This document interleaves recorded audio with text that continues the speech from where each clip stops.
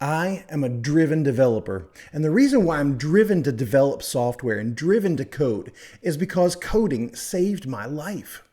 You see, when I was a kid, I couldn't go out for sports. I couldn't run very well because I had a problem with my legs. And so my parents did the only natural thing, which was to buy me a computer. I don't know why they let me do this, but I took it apart and put it back together, and it still worked.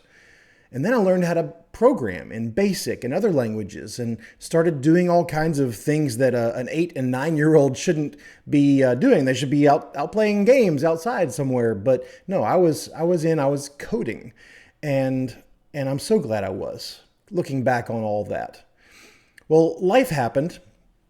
And then I got into, I would say, the wrong career. I didn't go into coding. I got into teaching. I decided to work for churches. And so for 10 years, I was working for churches and teaching and doing all kinds of things to make ends meet and to try to find my passion, find my drive.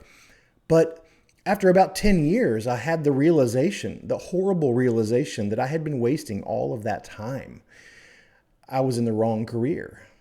And so I got out of that and started looking for something else. I started trying to remake myself. And then I realized, hey, hang on a second. I'm a coder. All that time while I was teaching and working for churches, I was actually still coding. I was writing databases, writing programs to facilitate different things that I was doing. And so I was constantly coding. I never stopped. I never lost my skills as a coder. And so, of course, I should get back into coding. I put out a few applications and somehow landed an interview with one of the biggest healthcare companies in the world.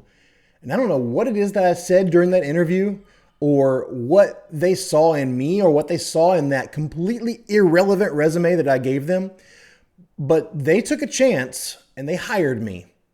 And the very first day, I started to realize how much I didn't know. See, I knew how to code. I knew how to put software together, but I didn't know how to do it right. And I didn't know how to work with a team. And I definitely lacked the soft skills to be able to make it all work. And I knew that someday they would find me out. They would unearth my incompetency. They would find out just how unqualified I was to do that job. And so I made a decision. I decided that day that I would transform myself into the most amazing software developer they had ever seen. And it's at that moment that my fire was reignited. It rebooted a drive inside of me that had been dormant ever since I was a kid, as a child prodigy writing software at 8, 9, 10 years old. You see, those 10 years working in the wrong career was not a complete wash. I learned over all that time a distinct skill to be able to find skills gaps in others and myself. And so I applied that skill on my new job, and I systematically found all the different things about myself that weren't going to work, and I started filling in those gaps. By learning, by studying, by talking to people, by reaching out, by getting coaching and mentoring, I started filling in those gaps. And in a few short months, I went from floundering junior to sought after senior. Those years of self-transformation and all that hard work that I was putting into myself really paid off.